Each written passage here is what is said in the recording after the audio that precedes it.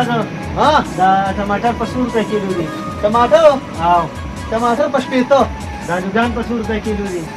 الوګان په څلوېښتو، پیاز په 100 روپۍ کیلو دي استاد جي. پیاز هم په شپېته دي. ته سالې زما خو بس ټماټر مې پکار دی، لوګان او پیاز مې پکار دی. ٹھیک ہے زر بس میرا ها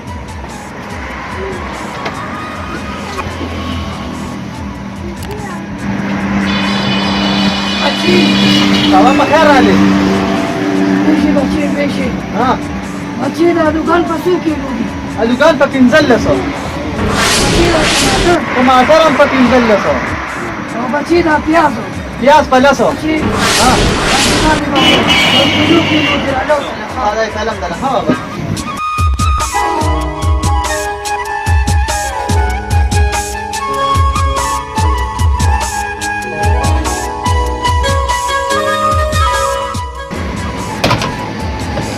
بچي دا تورې تورې بابا سره په 100.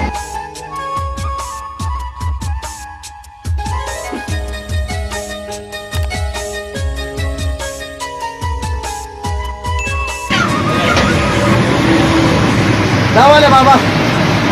بچي ستاسو بابا دا 20 روپۍ دي. څنګه دې بچي ماته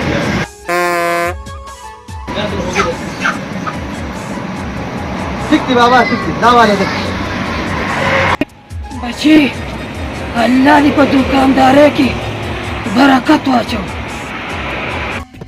هلکه ها دا ټماټر د ما د په 15 راکړل او لوګان د په 40 راکړل او بابا چې راغی نو هغه د 15 په 15 ورکړ. ولې زه درته مسلمان نه ښکارېدم. یار ورته مې دا ګریوان پیسې ته غونډه قصه کوه. وایه شابه. مې یار وره داسې کار دی. دا کوم بابا چې اوس لاړو دا د شپږو لوریانو چې کم د پلار دی او یو زوی هم نشته دی، صرف سهاره همدغه بابا دی دا زوی په. نو چې کله دله زه مدد کوم د چا مدد هم نه الي او دې زما دوکان ته راشي نو زه ول لږه ارزانه سودا ورکړم نو په دې باندې زما د زړه خوشحالي ماته میلو شي، د زه د کور ګزاره هم وشي. او داسې کار دی چې په هغه زما دوکانداري ډېره ښکلې چلیږي نو په دې وجه ول ارزان ورکوم، که نه ریټونه همدغه یو ریټونه دي.